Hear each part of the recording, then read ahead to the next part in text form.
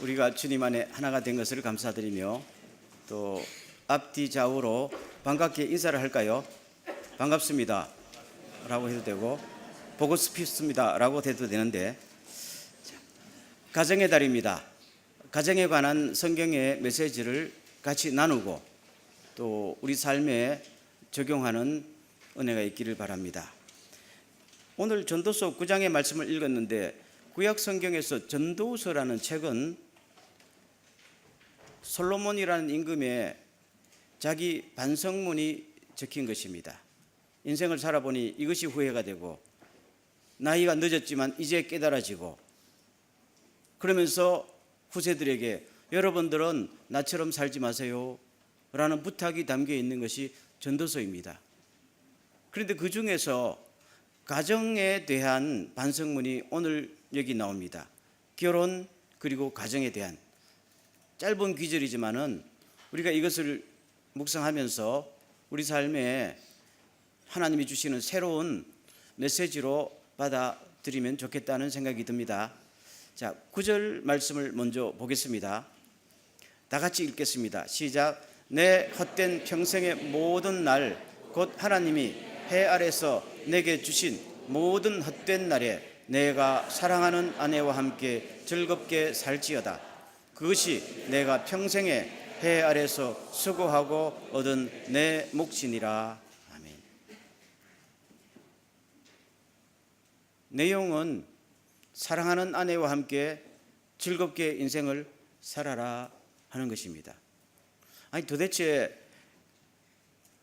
무슨 사회 이야기도 아니고 교회에서 인생을 즐기라 이런 말씀이 성경에 있었던가 생각도 나겠지만은 저게 성경 말씀입니다. 인생을 즐겁게 살아라 하는 이야기인 동시에 인생을 즐기라는 말입니다. 그러니까 enjoy your life라고 돼 있어요. 근데 우리 인생을 즐기는데 누구와 함께? 사랑하는 아내와 함께. 딴 여자와 함께 말고 사랑하는 아내와 함께 즐기라, 그렇게 말하고 있습니다. 그것이 우리가 이 땅에서 하나님으로부터 받은 내 몫이고, 내 몫이라는 것은 축복이다, 그 말씀을 합니다. 그러니까 솔로몬은 인생을 마감하면서 나는 그렇게 살지 못했다라는 이야기지요. 그럼 왜 그렇게 살지 못했던가 하는 문제를 생각해 보겠습니다. 여러분, 솔로몬에게 아내가 몇 명 있었을까요? 혹시 몇 명 있었던 것 같아요? 1000명. 예, 맞습니다. 1000명 있었습니다. 성경에 보면은 아내가 700이요 첩이 300이라고 그랬어요. 시녀들은 무수히 많고 똑똑하지요, 잘생겼지요, 힘있지요. 그러다 보니까 알게 모르게 여자들이 많이 찾아오게 돼 있었겠지요. 근데 여기서 한번 생각해 보자고요. 여자가 1000명 있으면은 그것도 다 아름답고 똑똑하고 배경이 있는 여자들 아니겠어요? 그러면은 어느 여자를 사랑하면 좋겠어요? 어느 여자를 사랑하면 좋겠어요? 나는 그 환경이 경험해 본 적이 없다. 상상을 해보세요. 드라마 본 적 있잖아요. 여러분, 사랑이라는 것은요, 참된 사랑은 나뉘어지지 않지요. 내가 A도 사랑하고 B도 사랑하고 C도 사랑하고 다 동시에 1000명을 다 사랑해요? 그럴 수 있을 것 같아요? 그건 욕망이지 사랑은 아니거든요. 하나님께서 사람을 할 때는 한 남자와 한 여자가 인격적으로 존중하고 진심으로 사랑하고 살도록 창조하신 거잖아요. 그래서 남자와 여자를 창조하신 거예요. 나는 당신도 사랑하고 당신도 사랑하고, 이것은 자기 착각일 수가 있어요. 그런데 1000명의 여자가 다 같이 아름답고 똑똑하고 배경이 있는데 어느 여자와 진심으로 사랑의 관계에 들어갈 수가 있을까요? 라고 묻는다면 답은 뭘까요? 어느 여자와도 그렇게 되지 못해요. 그거는 불가능에 가까운 겁니다. 그래서 오늘 9장을 읽었는데요. 7장 28절에 솔로몬의 자기 고백이 또 한 기절 나와요. 제가 읽어드리면은 1000명의 사람 가운데 지혜로운 남자는 하나밖에 없었으며 1000명의 여자 가운데 지혜로운 여자는 하나도 없었다라고. 자기 경험에서 우러나오지요. 예를 들면 신하들이 1000명 있는데 그 중에 쓸만한 신하는 한 명 있었다는 겁니다. 근데 여자가 1000명 있었는데 그 중에 정말로 사랑을 나누고 지혜롭고 인생을 논할 만한 여자는 한 명도 없었다는 이야기입니다. 그러면 여기서 보세요. 1000명의 여자 중에 정말로 한 명의 여자도 자기하고 사랑을 나눌 여자가 없었을까요? 한다면은 정말 없었을까요? 제가 묻잖아요. 없었을까요? 그거는 아니죠. 아니죠. 문제는 누구에게 있었을까요? 솔로몬에게 있었던 거예요. 그렇죠? 솔로몬이 한 여자를 진심으로 사랑할 능력이 없었거나 성격적인 문제가 있었거나 환경적으로 그런 환경이 주어지지 않았기 때문에 본인이 그걸 못했다는 겁니다. 그래서 본인은 지금 뭐예요? 나는 못했다라고 고백하면서 여러분들은 그러지 마십시오 하는 거잖아요. 자, 그러면은 왜 이렇게 솔로몬은 그 많은 좋은 여자들을 한 명도 진심으로 사랑하고 인생을 나누지 못했을까 하는 이야기입니다. 그건 솔로몬의 태생을 보면 짐작이 갑니다. 솔로몬은 다윗의 아들이기는 아들이는데 사실은 정상적인 아들은 아니었지요. 솔로몬의 어머니 이름이 뭡니까? 바세바. 바세바가 원래 누구의 아내였어요? 우리야. 솔로몬의 신하의 아내였어요. 그런데 다윗이 낮잠 자고 오후에 지붕에서 산책하다 보니까 저 아랫집에 여자가 벌거벗고 목욕을 하거든요. 그냥 눈이 돌아가서 데리고 와 이렇게 한 거예요. 저는 그것이 일방적이었다고는 생각지 않습니다. 아마 그 시간에 맞춰서 목욕했을 가능성이 많아요. 제 추측입니다만은 어쨌든 그러면 오라 했을 때 순순히 왔거든요. 안 왔으면 될 거 아니야. 순순히 왔어요. 잠자리를 같이 했어요. 거부할 수도 있었는데요. 그리고 잠자리 같이 하고 자기 남편 죽였죠. 그러면 자기 남편 죽인 원수하고 같이 살면 안 되지요. 애기 놓으면 안 되지요. 근데 애기 많이 놓고 살았어요. 성경에 보면 적어도 애기를 5명 낳았어요. 야망이 있던 여자는 사실입니다. 그런데 어쨌든 그러나 그 사건 때문에 집안이 풍지박산 났지요. 하나님의 심판받아서 국가가 풍지박산 났지요. 그러면은 이 태풍의 눈처럼 그 씨앗이 된 사람이 누구예요? 솔로몬이에요. 그럼 솔로몬이 어릴 때부터 성장 과정에서 어떤 인생관, 어떤 가치관을 가지고 자라났을까요? 그런데 나중에 모든 왕위 서열을 제치고 왕이 됐단 말이에요. 21살에. 살아남기 위해서 치열한 노력을 했을 겁니다. 차지하기 위해서 수단 방법을 안 가렸을 거예요. 차지한 것을 지키기 위해서는 모든 것을 바쳤을 거예요. 그래서 실제로 솔로몬이 21살에 왕이 되었을 때에 자기 형을 죽입니다. 그렇죠? 자기 오천 숙부 요압을 죽입니다. 제사장도 갈아치워 버립니다. 하나하나 정치적인 원수들을 다 정리합니다. 그 21살의 나이에요. 그 얼마나 처세술이 뛰어나고 성취욕구와 경쟁욕과 야심이 뛰어났을까요? 그러면서도 마음에 차지 않습니다. 아직은 부족해. 나는 내 아버지가 이룬 것보다 더 강력한 나라를 이루고 그러기 위해서는 더 강력한 군주가 되어야 돼.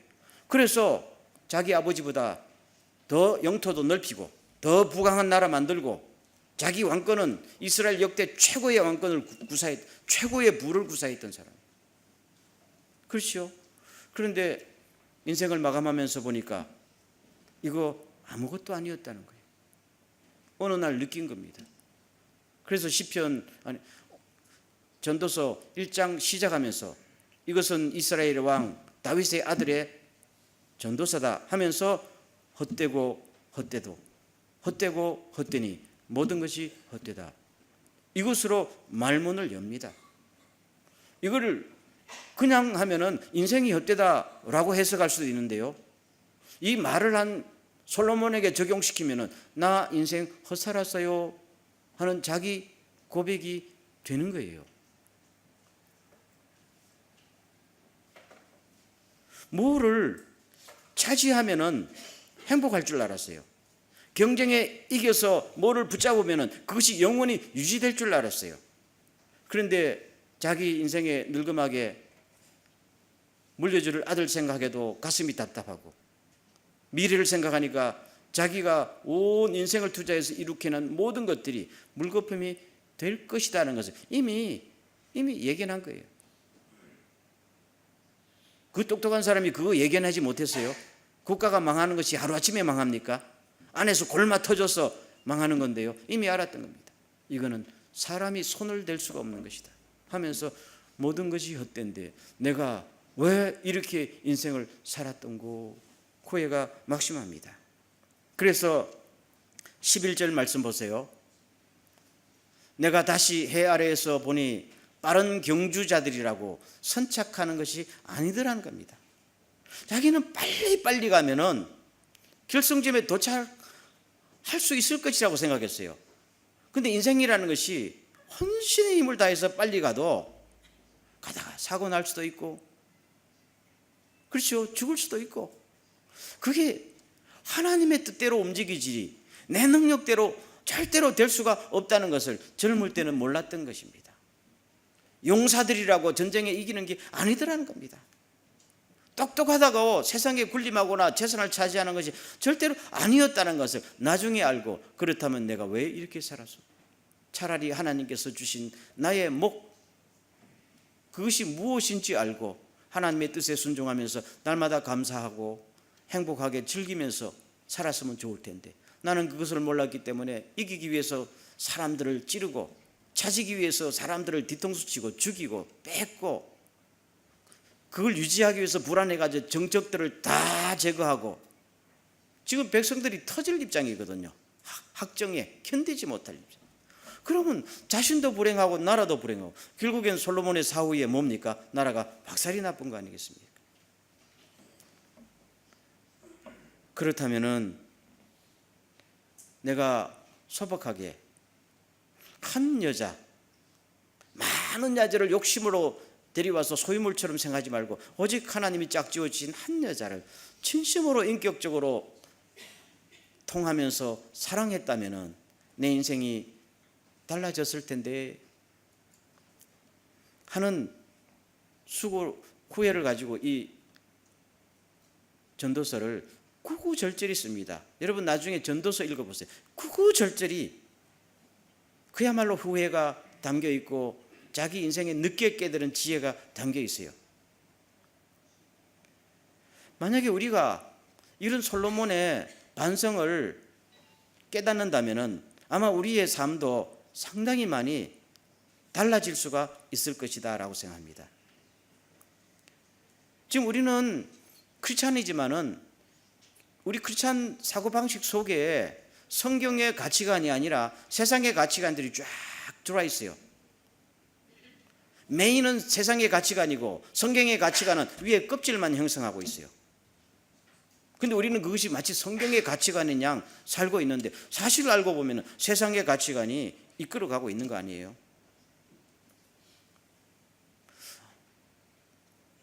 우리가 가정에서도 그렇잖아요. 나의 아내는 이왕이면은 이쁘고 똑똑했으면 좋겠다. 모든 남자들의 공통된 생각 아니에요? 그러면은 제가 질문 하나 할게요. 내 아내가 이쁘고 똑똑해요. 누구보다 이쁘고 똑똑하다 할 때는 반드시 그냥 이쁘고 똑똑한 게 아니고 항상 누구보다라는 비교가 되잖아요. 그렇죠? 그럼 누구보다 이쁘고 똑똑해서 그럼 그 아내와 인간관계를 어떻게 맺겠다는 거예요? 그 아내가 사랑스러운 거예요? 자랑스러운 거예요? 분간이 안 갈 때 있죠. 그렇죠? 내 남편이 능력 있고 아주 헌출하게 생겨서 그 남편하고 진실한 사랑을 한다는 거예요. 남편 보면은 내가 위로가 되고 남한테 빠지지 않는다는 이 위로 생각이 된다는 거예요. 어느 쪽이에요? 우리는 이게 분간이 안 됩니다. 우리 크리스찬들 가운데도 이 분간이 안 된 채 그냥 살아가고 있는 거 아니에요? 그렇죠? 제가 어떤 미국의 TV 프로그램을 본 적이 있어요. 한 10쌍의 부부가 토크쇼 같은 데 나와가지고 남편과 아내의 관계 하는데 몸무게 이야기가 나왔어요. 한 30대들이라고 떴죠. 근데 20대에 결혼해서 30대에 아기 하나 놓고 둘 놓으면은 여자들 몸무게가 불어나지요. 근데 남자들은 자기 아내가 늘 이쁘고 날씬하고 그러기를 원하는데 그게 로망이 깨어지니까 하다가 어떤 남자가 일어나서 그러더라고. 자기 아내 딱 앞에 서더니 당신이 여기서 몸무게가 1파운드만 더 늘어나면 이혼을 각오해야 돼. 또 그러더라고요.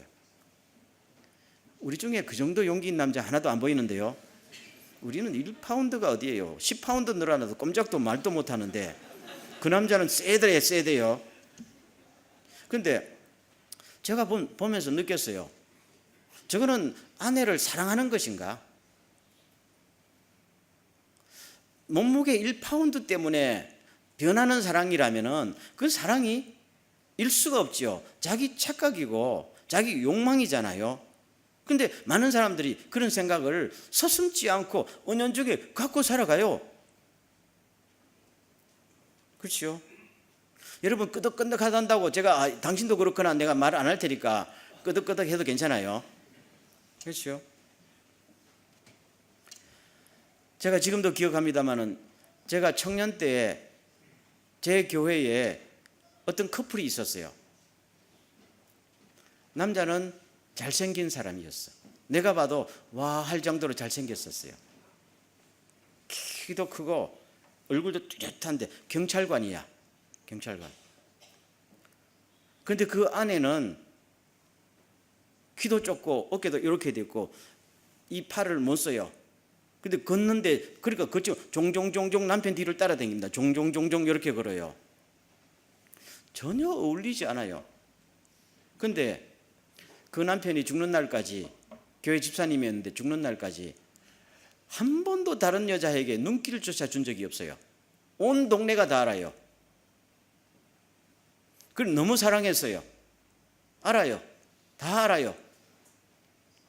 그럼 저는 젊은 날에 보면 볼수록 저 남자 도대체 머리 구조가 어떻게 생겨먹었는가?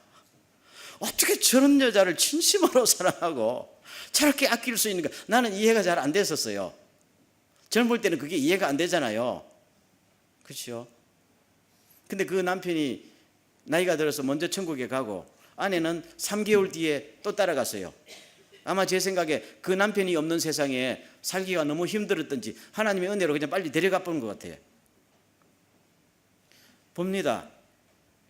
설교 준비하면서도 그 생각이 나서 또 한번 옛날 생각을 해봤었어요. 그 사람 부부가 참 사랑하고 인생을 부부간에 즐겁게 살았을 것이다. 안 물어봤어요. 나이 차이가 너무 있어서 안 물어봤지만은. 그리고 그 자녀들이 그 아버지 어머니의 모습을 보면서 무슨 느낌을 갖고 살았을까요? 세상에 이런 부모 없을 것이다. 진심으로 사랑했다. 그러니까 그 자식들은요, 무슨 가외 공부 안 시켜도 특별 훈련 리더십 교육 안 시켜도 저절로 큽니다. 아멘. 자녀 교육 저절로 됩니다. 그리고 그런 가정에서 자라난 자녀들은 사랑이 뭔지를 배우고 인간이 뭔지를 배우고 그렇죠. 그게 크리스찬의 모습 아니었던가. 아멘. 우리는 예수 믿으면서도 너무 경쟁의식, 성취 욕구가 강한 나머지 뭘 하나님이 주셔도 만족하지를 못해요. 아직은 아닙니다. 요 한 곱이 넘어가면은 감사하겠습니다. 한 곱이 넘어가면은 일하겠습니다.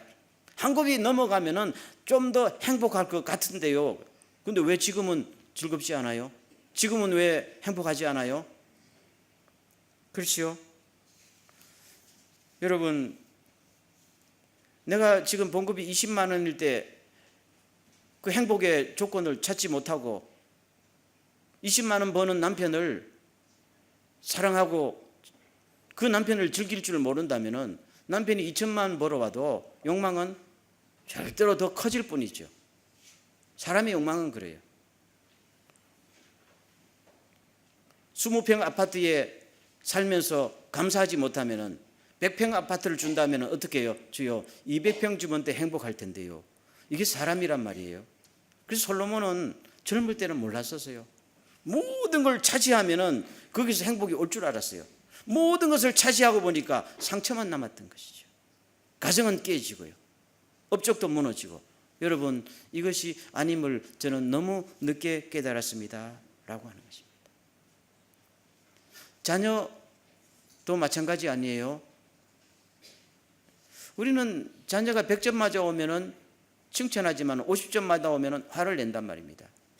그러면 자녀는 생각할 때 엄마가 나를 사랑하는 건지 내가 100점 맞은 나의 성취를 사랑하는 것인지 애는 헷갈리게 돼 있어요. 부모도 헷갈립니다. 이게 점점 심해지는 뭐예요? 우리는 자녀, 하나님이 주신 자녀를 인격 그대로 인정하고 사랑하기보다는 자녀의 성취와 성공을 사랑하고 자랑하게 됩니다. 그러다 자녀가 실패하거나 혹은 자녀가 더 험한 경우를 타면 나는 자식 때문에 부끄러워 얼굴을 못 들겠대. 그럴 수도 있어요. 사람은 인간이니까. 그러나 여러분, 우리가 크리스찬들이요 거기에 좌우되어 버리면요 하나님이 우리에게 자식 주시고 아내 주시고 남편은 최고의 선물인 줄로 믿습니까? 다른 자식보다 못해도 시험에 몇 번 떨어지고 재수 삼수를 해도 이건 하나님이 나에게 주신 하나님의 내 몫이라는 것을 믿습니까?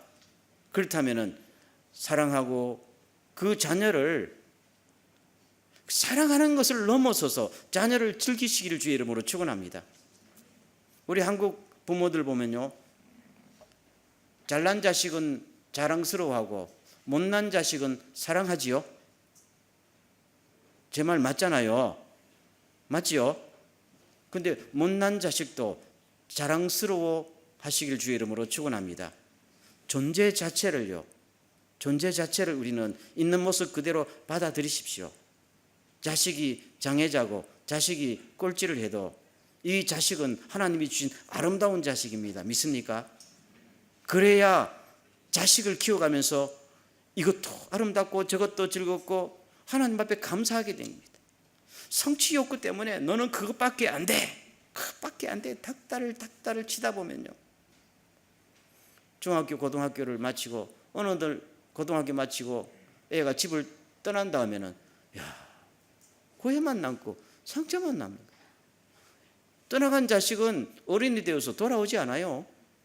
이미 늦은 거예요. 그때 자식과 내가 함께 살 때 그 자식을 사랑이라는 이름으로 닥달하지 말고 실패하든 성공하든 있는 모습 그대로 존중하면서 하나님이 주신 그 자식을 내가 사랑을 넘어서 즐거워했다면은 엔조이 했다면은 얼마나 내 가정이 달라졌고 나와 자식 간의 관계가 달라졌고 자식의 일생이 얼마나 주님 앞에 날개를 달고 날아가는 공부를 잘하든 못하든 성공과 실패에 관계없이 자식이 날개를 달고 날아다닐 수가 있었을까 하는 생각을 합니다. 여러분, 우리가 조금만 생각을 바꾸면요 하나님이 주신 축복이 뭔지를 알게 되고 그것을 소유하는 것을 넘어서서 즐기게 되는 겁니다. 그래서 오늘 성경은 인생을 뭐라고요? 즐기라는 겁니다. 하나님이 살아계시고 하나님이 주신 인생이라면 날마다 화내며 날마다 부족해하며 날마다 울면서 그렇게 살아가는 것이 아니고 하나님이 주신 생은 선물 아닙니까? 나의 생이라는 것은 하나님의 선물이지요. 남편도 선물이고 자녀도 아내도 선물이지요. 그러면 그 선물을 주시면요 감사합니다 즐거워하며 선물 포장 뜯잖아요. 포장 뜯고 하나님 애들이 감사해가지고 남편 주었으면 남편 포장지를 일생 뜯어보세요. 남편이란 포장지를 뜯어보세요. 속에 뭐가 들었는지요. 죽을 때까지 뜯어도 그 알맹이가 우리는 다 모르는 거 아닙니까? 내가 자식 다 안다 생각하지 말고요. 그 자식이라는 포장지를 뜯어보면 하나님이 주신 DNA가 무궁무진하게 있잖아요. 그렇죠? 그러면서 또 감사하고, 그럼 또 즐거워하고, 그러면 모든 문제가 해결됩니다. 우리 한국의 부모들이 그걸 저부터도 못하고 살았어요. 저도 후회가 되지만은 오늘 솔로몬의 이 후회와 반성을 보면서 우리는 정말로 성경적인 가치관이요, 뭔지를 아는 은혜가 있기를 주의 이름으로 축원합니다. 그렇죠? 여러분, 그 다음 보세요. 한 가지 주제를 더 말하고 있는데 그게 뭔가 하면은요, 7절입니다. 7절 다 같이 시작. 너는 가서 기쁨으로 내 식물을 먹고 즐거운 마음으로 내 포도주를 마실지어다. 이는 하나님이 내가 하는 일들을 벌써 기쁘게 받으셨음이니라. 가정은 부부관계가 축이 되지만은 동시에 의식주가 함께 있어야 가정이 형성되는 거잖아요. 아까는 부부관계 이야기했고 이제는 의식주를 이야기합니다. 의식주 중에 먹는 것과 입는 거 아니에요? 집은 물론 말은 안 했지만 같이 따라오는 건데요. 그러면 이 의식주 중에서 음식물을 먹을 때에 어떻게 먹어라? 기쁨으로 먹으라. 그렇죠? 이 말은 맛이 없는 것도 기쁘게 먹으라 이런 뜻은 아니에요. 맛이 없으면 맛이 없는 거지 물론. 저도 맛있는 음식 좋아합니다만은 그게 아니고 음식 자체가요, 음식 자체를 하나님이 주셨다라고 생각합니까? 그렇다면은 감사하고 먹으라는 이야기입니다. 그걸 즐기라는 겁니다. 우리는 왜 잘 못할 때가 있는가 하면요, 항상 우리에게 이게 가치가 얼마야? 이게 고급품이야? 아니야? 짜장면 한 그릇을 먹어도 이거는 백화점에 가서 먹으면 더 품위가 있는데 뒷골목은 짜장면, 우리는 마음속에 항상 이게 나도 모르게 들어가 있단 말입니다. 그래요. 옷 이야기가 나옵니다만 옷을 하나 사 입어도 항상 이것이 브랜드냐 아니냐 우리 너무 익숙하게 생각이 글로 그냥 짝짝 답이 나와 있어요. 오늘 8절 보세요. 내 의복을 항상 희게하며 내 머리에 향수를 바르라 그러잖아요. 여러분 제가 물어보겠어요. 저 옷을 희게한다는 것은 잔칫날에 흰 옷을 입었거든요. 기름 발랐거든요. 그럼 매일매일의 의식주 삶이요, 그게 가치가 있든 단가가 높든 낮든 간에 브랜드든 아니든 간에 뭐예요? 입으면서 즐기라는 겁니다. 오늘이 잔칫날일 것처럼. 왜요? 누구가 주신 선물이기 때문에, 하나님이 주신 선물이기 때문입니다. 아멘. 근데 만약에 내가 몇십만 원짜리 브랜드를 걸치면은 행복하고 만행짜리 옷을 걸치면은 불행하다는 생각이 은연중에 나도 모르게 들어가 버리면은요, 내 인생이라는 것이 옷에 대한 감사가 없어지면은, 의복에 대한 감사, 주택에 대한 감사, 음식물에 대한 감사가 없어지면은 즐거움도 없어지고, 이걸 먹으면서 내 돈 더 벌어서 더 많은 것을 먹어야 되지, 더 고급 레스토랑에서 언제 가서 남들처럼 우아하게 한번 식사해 볼까 하는 것이 있으면 항상 밥 먹을 때도 만족이 안 되는 겁니다. 옷을 입어도 행복하지 않고 집에 살아도 행복하지 않아요. 누구 집은 나보다 평수가 더 큰데. 여러분 다시 말씀드리고 싶은 건요, 여러분 우리가요 10,000원짜리 옷을 입고도 행복하지 않는 사람은 100만 원짜리 옷을 입어도 행복하지 않아요. 왜요? 100만 원짜리 옷을 입어야 행복한 사람은 그 옷을 입기 때문에 행복한 게 아니고 즐거운 게 아니고 옷을 입은 내 모습을 과시하면서 남이 알아줄 때 행복을 느끼는 거예요. 그러면은 이게 늘 상대적이란 말입니다. 오늘 내가 100만 원짜리 옷을 입고 가는데 아무도 안 봐줬어. 그러면 오늘 기분이 너무 나쁜 거지요. 그러면 즐거움을 내 안에서 창조하지 못한단 말이에요. 그렇죠? 우리가 그걸 알아야 돼요. 여러분 믿습니까? 나라는 인간 자체가 하나님이 만드신 최고의 명품임을 믿습니까?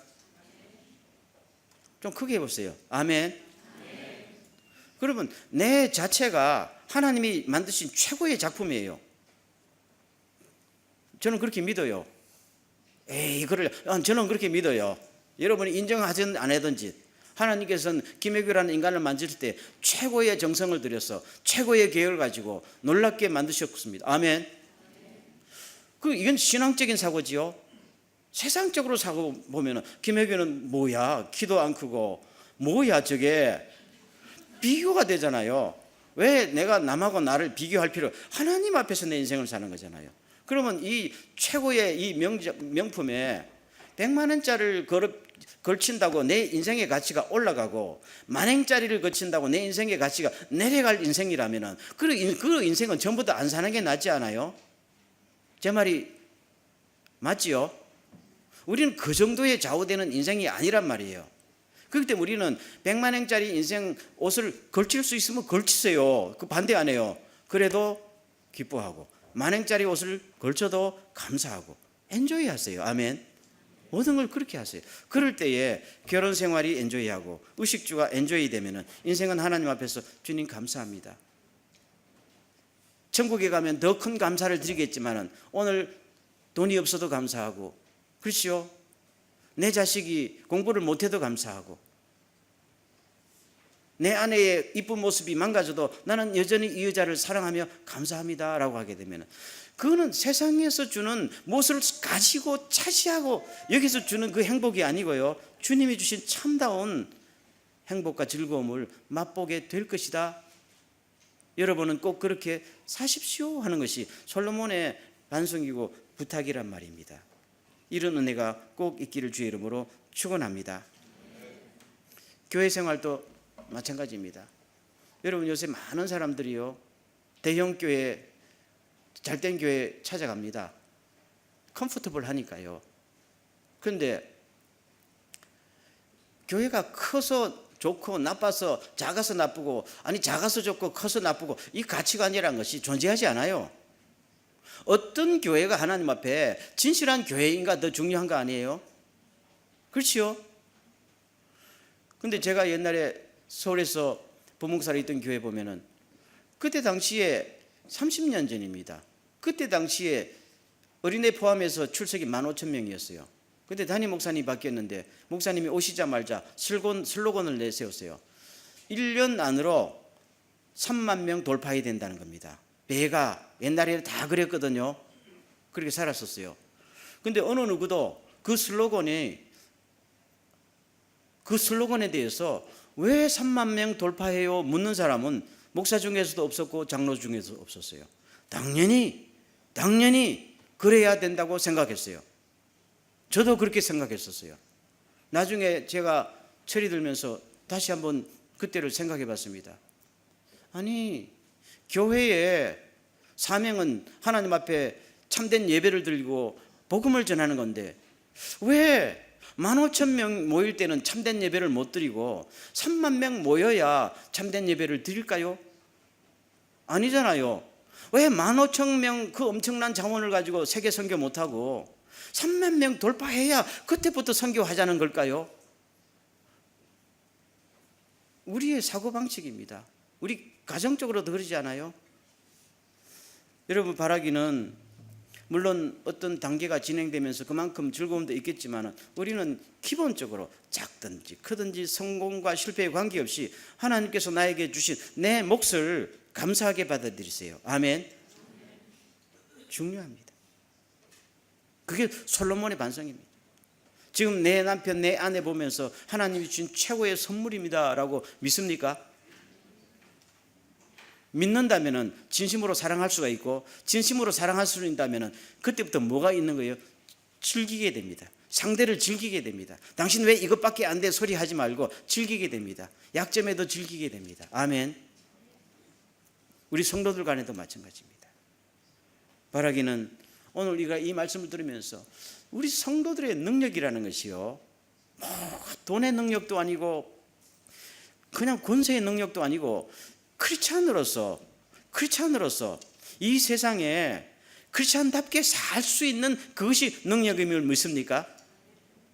그것이 어떻게 세상의 가치관을 거꾸로 가는 것일지라도 그것이 크리스찬다운 것이라면 그것을 마침내 살아내는 것이 크리스찬의 능력이란 말입니다. 그럴 때에 세상의 잘못된 가치관을 뒤집고 빛과 소금이 되는 거잖아요. 우리는 그 사명을 잊고 그것이 어떨 때는 이를 악물고 금식기도도 해야 되겠지만 삶 속에서요 인생을 정말로 즐길 줄 안다면은 차지하는 것이 즐거움이고 경쟁해서 이기는 것이 성공이라고 생각하는 이 사회 속에서 그야말로 엄청난 해독제를 주는 이 시대의 크리스찬들이 될 수가 있고 교회가 될 수가 있을 것이라고 믿습니다.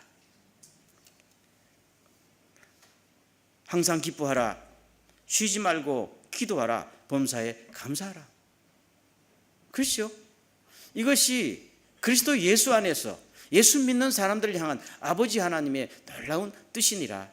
이 뜻을 기억하면서 오늘도 내일도 나에게 주신 이 몫을 참 감사하고 즐길 줄 아는, 그래서 여유가 있고 참 멋이 있는 그런 사람은 여유가 멋이 있어요. 싸구려 옷을 입어서 그런 사람은 품위가 있어요. 그렇죠? 조그만 집에 살아도 그 사람은요 품격이 있어요. 이게 크리스찬이란 말이에요. 이것을 깨닫고 세상에 거꾸로 전파하는 놀라운 주님의 사역자들이 꼭 되시길 주의 이름으로 축원합니다. 기도합니다.